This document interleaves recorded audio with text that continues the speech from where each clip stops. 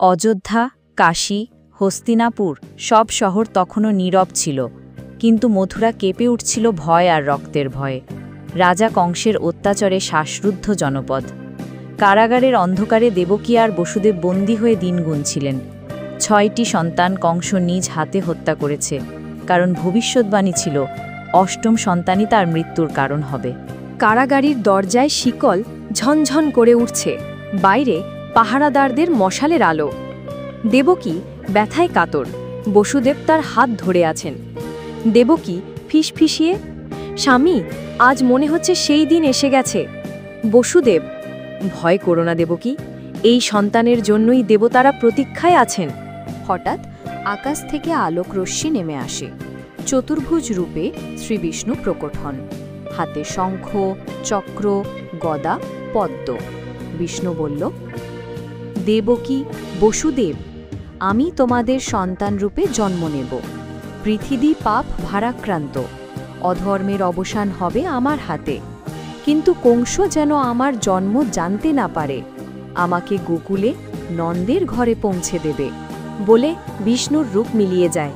একটি শ্যামবর্ণ চমকপ্রদ শিশু মৃদু হাসি দিয়ে শুয়ে থাকে। সেই মুহূর্তে অলৌকিক ঘটনা ঘটল। শিকড় নিজে থেকেই খুলে গেল, দরজার পাহারাদাররা গভীর ঘুমে তলিয়ে গেল, আর যমুনার জল ভাগ হয়ে পথ করে দিল যমুনা পার হওয়ার জন্য। বসুদেব শিশুকে মাথায় ঝুড়িতে রেখে যমুনা পার হলেন। পথে নাগ নাগিনী এসে মাথার উপর ফনা তুলল, শিশুকে বৃষ্টির হাত থেকে রক্ষা করল। রাতের সেই অলৌকিক মুহূর্তে বসুদেব তার নিজের সন্তানকে যশোদার নবজাত কন্যার সঙ্গে বদলে দিয়ে ফিরে গেলেন মথুরায়। কংস যখন দেবকীর অষ্টম সন্তানকে দেখতে এলো, সে এক দেবী রূপে আকাশে উঠে বলল, হে কংস, যে তোর মৃত্যুর কারণ সে ইতিমধ্যেই জন্মে গেছে অন্য কোথাও। কংসের হৃদয় ভয়ে কেঁপে উঠল, কিন্তু তার সন্ত্রাস থামল না। গোকুলে কৃষ্ণ বড় হতে লাগল। শ্যামবর্ণ, কুন্তল কেশ, মুখে চিরহাস্য। তার দুষ্টুমি গোপাল গোপিনীদের হাসি কান্নার কারণ হয়ে দাঁড়াত। আরে দেখ, কৃষ্ণ আবার দই চুরি করছে। দেখে তো মনে হয় দই ঘি না পেলে তার খাওয়াই হয় না। কৃষ্ণ দইয়ের হাঁড়ি ফাটিয়ে মুখে লাগাচ্ছেন, চারপাশে বাচ্চারা হাসছে। কংস কৃষ্ণকে মারতে নানা রাক্ষস পাঠিয়েছিল। প্রথম এলো পুতনা, তার দুধে ছিল বিষ, কিন্তু কৃষ্ণ শুধু দুধই নয়, তার প্রাণও শুষে নিলেন। বৃন্দাবনে আনন্দের ঢেউ উঠল, আমাদের গোপাল বেঁচে গেছে। একদিন কৃষ্ণ খেলতে খেলতে যমুনায় ঝাঁপ দিলেন। কালীয় নাগ তাতে আক্রমণ করল, কিন্তু কৃষ্ণ তার ফনার উপর নৃত্য করে তাকে বশে আনলেন। বৃন্দাবনের লোকেরা দেখল এই বালক দেবতুল্য। ইন্দ্রের ক্রোধে যখন বৃন্দাবন ডুবে যাচ্ছিল, তখন কৃষ্ণ গোবর্ধন পর্বত তুলে সবাইকে আশ্রয় দিলেন। সেই দিন থেকে বৃন্দাবনবাসীরা কৃষ্ণকে শুধু গোপাল নয়, ঈশ্বর রূপে দেখতে লাগল। বছরের পর বছর বৃন্দাবনের মানুষ ভুলেই গিয়েছিল কংসের হুমকি। কৃষ্ণ ও বলরাম তখন কৈশোরে প্রবেশ করেছেন। গোপালরা তাদেরকে শুধু বন্ধু নয়, আশ্রয় হিসেবে দেখত। কিন্তু দূরে মথুরার রাজপ্রাসাদে কংস এখনও মনে মনে ছক কষছে, কিভাবে এই দুই ভাইকে ধ্বংস করা যায়। আক্রুর মনে মনে বলল, রাজা কংসের আদেশ, কৃষ্ণ ও বলরামকে মথুরায় নিয়ে যেতে হবে, কিন্তু আমি জানি এরা সাধারণ গোপাল নয়। রথ গোকুলে পৌঁছায়, নন্দ ও যশোদা আতিথ্য দেন। আক্রুর বলল, নন্দ মহাশয়, রাজা কংসের ইচ্ছা, তিনি চান আপনার দুই পুত্র মথুরার রথযজ্ঞে অংশ নিক। যশোদা আতঙ্কিত হয়ে বলল, মথুরা, কংসের নগর? না, আমার সন্তানদের আমি ওখানে পাঠাবো না। কৃষ্ণ হাসি মুখে বলল, মা, ভয় করো না, আমাদের সময় এসে গেছে।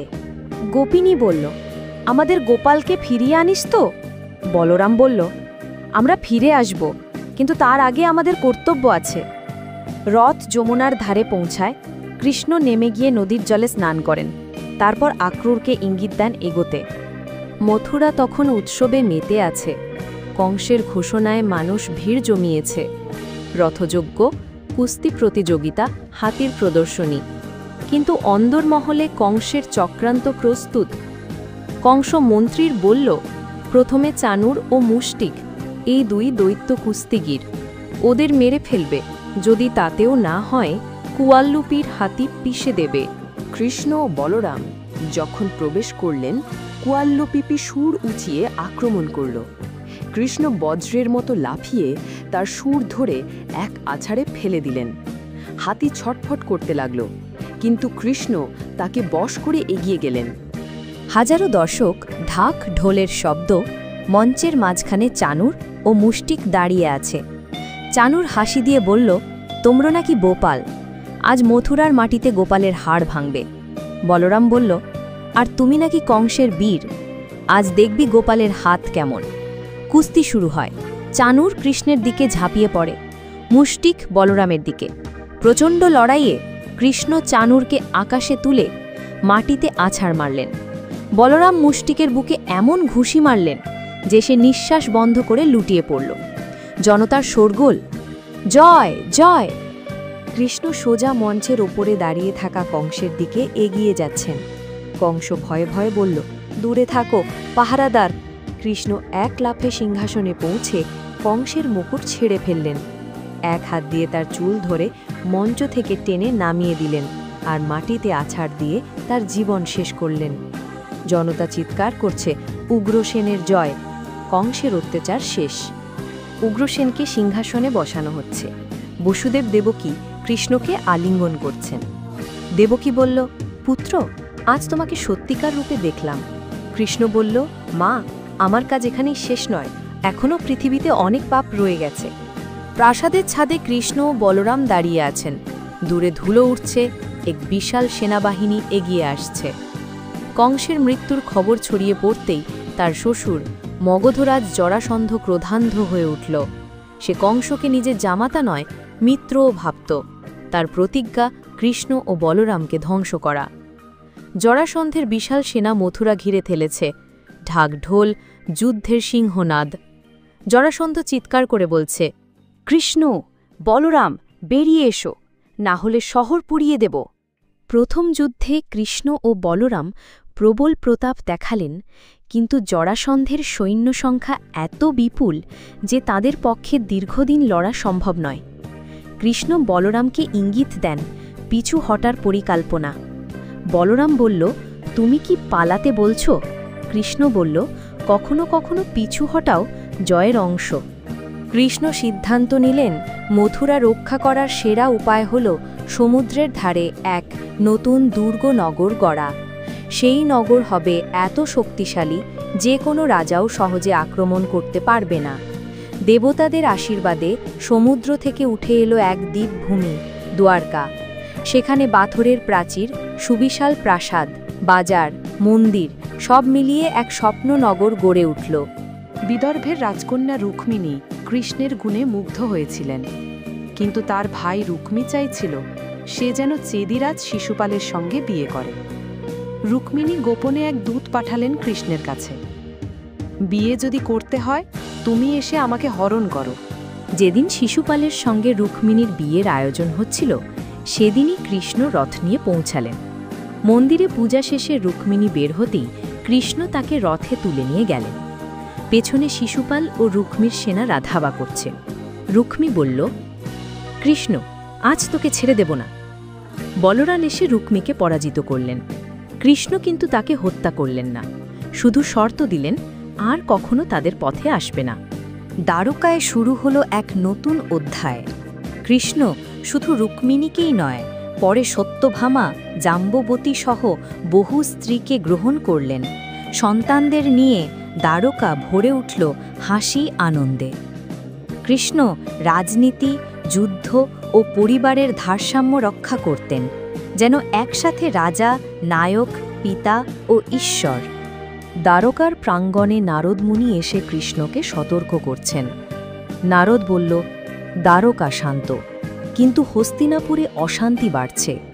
পাণ্ডবদের জীবনে শীঘ্রই তোমার ভূমিকা অপরিহার্য হবে। এই ছিল কুরুক্ষেত্রের যুদ্ধের ভূমিকা, যার জন্য কৃষ্ণের জন্ম। হস্তিনাপুরের রাজপ্রাসাদ, পাণ্ডবদের সঙ্গে কৃষ্ণের মিলন। পাণ্ডবরা তখন অগ্নিদগ্ধ লাক্ষাগৃহ থেকে পালিয়ে এক অজ্ঞাত গ্রামে আশ্রয় নিয়েছিল। সেখানে দ্রৌপদীর স্বয়ংবরের দিনে কৃষ্ণ প্রথমবার তাদের সাথে দীর্ঘ সময় কাটালেন। তিনি বুঝলেন পাণ্ডবরা ধর্মপথে অটল, কিন্তু দুর্যোধন ও তার ভাইদের দ্বারা বিপদে পড়েছে। হস্তিনাপুরের রাজসভা, পাশার খেলায় পাণ্ডবরা সব হারিয়েছে। দ্রৌপদী টেনে আনা হচ্ছে। দুর্যোধন হাসতে হাসতে বলল, দাসীদের মতো সাজে দাও এই দ্রৌপদীকে। দুঃশাসন তার শাড়ি টানতে শুরু করে। দ্রৌপদী হাত জোর করে কৃষ্ণকে স্মরণ করেন। হে কৃষ্ণ, তুমি যদি সত্যিই আমার রক্ষক হও, আজ আমাকে রক্ষা করো। অলৌকিকভাবে তার বস্ত্র অসীম হয়ে গেল। দুঃশাসন যতই টানে, কাপড় ততই বাড়তে থাকে। সভায় সবাই স্তব্ধ, শুধু দুর্যোধনের মুখে ক্রোধ। কুরুক্ষেত্র যুদ্ধের পূর্বে হস্তিনাপুরে কৃষ্ণের আগমন। কৃষ্ণ বলল, দুর্যোধন, আমি শান্তির দূত হয়ে এসেছি, পাণ্ডবদের অন্তত 5টি গ্রাম দাও। দুর্যোধন বলল, সুঁইয়ের অগ্রভাগ পরিমাণ জমিও দেব না। শান্তি ভঙ্গ হল, যুদ্ধ অনিবার্য হয়ে উঠল। যুদ্ধক্ষেত্র, 2 সেনা সারিবদ্ধ, শঙ্খধ্বনি বাজতে যাচ্ছে। অর্জুন কৃষ্ণকে থামতে বলেন। অর্জুন বলল, হে কৃষ্ণ, আমি কিভাবে আমার গুরু, দাদা, ভাইদের হত্যা করব? এ যুদ্ধ আমি করতে পারব না। তখনই কৃষ্ণ প্রকাশ করলেন ভগবদ্গীতার অমর জ্ঞান। অর্জুন, তুমি কেবল কর্ম করো, ফলের আশা রেখো না। আত্মা অক্ষয়, শরীর মরে, আত্মা মরে না। অধর্ম যখন বাড়ে, আমি তখন যুগে যুগে জন্ম নিই ধর্ম রক্ষার জন্য। অর্জুন বলল, হে কেশব, আমার দ্বিধা কেটে গেছে। তুমি আমার রথ চালাও, আমি যুদ্ধ করব। 18 দিন ধরে রক্তক্ষয়ী যুদ্ধ চলল। ভীষ্ম, দ্রোণ, কর্ণ এক এক করে পতন হল। প্রতিদিন কৃষ্ণের কৌশল পাণ্ডবদের জয়ের দিকে নিয়ে গেল। দুর্যোধনের পতনের সঙ্গে যুদ্ধ শেষ হল। কুরুক্ষেত্র রক্তে ভেসে গেল, কিন্তু ধর্ম প্রতিষ্ঠিত হল। যুদ্ধ জিতলেও কৃষ্ণ জানতেন ধর্ম রক্ষার জন্য এই ধ্বংস প্রয়োজন ছিল, কিন্তু মানুষের লোভ ও অহংকার আবারও পাপ ডেকে আনবে। দ্বারকার রাজপ্রাসাদী উৎসবের আবহ। যুবরাজ শাম্ব ও যাদুবংশের তরুণরা হাসি ঠাট্টায় মেতে আছে। যুদ্ধের পর বহু বছর কেটে গেছে। দ্বারকা সমৃদ্ধ, কৃষ্ণ বৃদ্ধ হয়েছেন, কিন্তু শক্তি ও প্রজ্ঞায় এখনও অপরাজেয়। একদিন যাদুবংশের কয়েকজন যুবক ঋষি দুর্বাসাকে নিয়ে প্রহসন করল। শাম্ব নিজেকে গর্ভবতী নারীর সাজে ঢেকে ঋষিকে জিজ্ঞেস করল, আমার পেটে ছেলে হবে না মেয়ে? ঋষি রুষ্ট হয়ে বললেন, তোমাদের পেটে যে লোহার গদা জন্ম নেবে, সেই গদাই তোমাদের বংশ ধ্বংস করবে। কৃষ্ণ গদার টুকরো সমুদ্রে ফেলে দেওয়ার নির্দেশ দেন। গদা গুড়িয়ে সমুদ্রে ফেলা হলো, কিন্তু তার লোহা বালুর সঙ্গে মিশে সমুদ্র তটে জন্ম দিল তীক্ষ্ণ ঘাস। এর থেকেই অভিশাপ পূর্ণ হল। প্রচণ্ড ঝড়ো হাওয়া, সমুদ্রতট, যাদুবংশ পুরুষেরা মদ্যপ অবস্থায় ঝগড়ায় লিপ্ত। এক উৎসবে যাদুবংশের লোকেরা সমুদ্র তটে মদ পান করল। মদের নেশায় তারা একে অপরকে আঘাত করতে লাগল। সেই ঘাস, যা গদার লোহার গুঁড়ো থেকে জন্মেছিল, তাদের হাতে লোহার মতো শক্ত হয়ে অস্ত্রে পরিণত হল। কয়েক ঘন্টার মধ্যেই যাদুবংশ প্রায় নিশ্চিহ্ন। বলরাম ধ্যানমগ্ন হয়ে শরীর ত্যাগ করলেন। তার আত্মা সাদা নাগরূপে সমুদ্রে মিলিয়ে গেল। বনাঞ্চলে কৃষ্ণ একা বসে আছেন। দূরে পাখির ডাক, সূর্যাস্তের আলো। সব হারিয়ে কৃষ্ণ নির্জনে বনে গিয়ে বসলেন। পৃথিবীতে তার কাজ শেষ, ধর্ম প্রতিষ্ঠা হয়েছে, কিন্তু যাদের জন্য লড়াই করেছিলেন তাদের অহংকার ও পাপ আবার ফিরে এসেছে। এক শিকারী, নাম জরা, দূর থেকে কৃষ্ণের পদতলকে হরিণের মুখ ভেবে নিশানা করে। জরা নামের এক শিকারী কৃষ্ণের পায়ের তলা দেখে মনে করল এটা হরিণের মুখ। সে বাণ ছুঁড়ে মারল। বাণ কৃষ্ণের পায়ে বিদ্ধ হল। জরা দৌড়ে এসে, হে প্রভু, আমি অপরাধী, আপনাকে আঘাত করব ভাবিনি। কৃষ্ণ হেসে বলল, জরা, দোষ তোমার নয়, এটাই আমার সময়। আকাশে দেবদূত, ফুলের বৃষ্টি। কৃষ্ণ চোখ বন্ধ করছেন।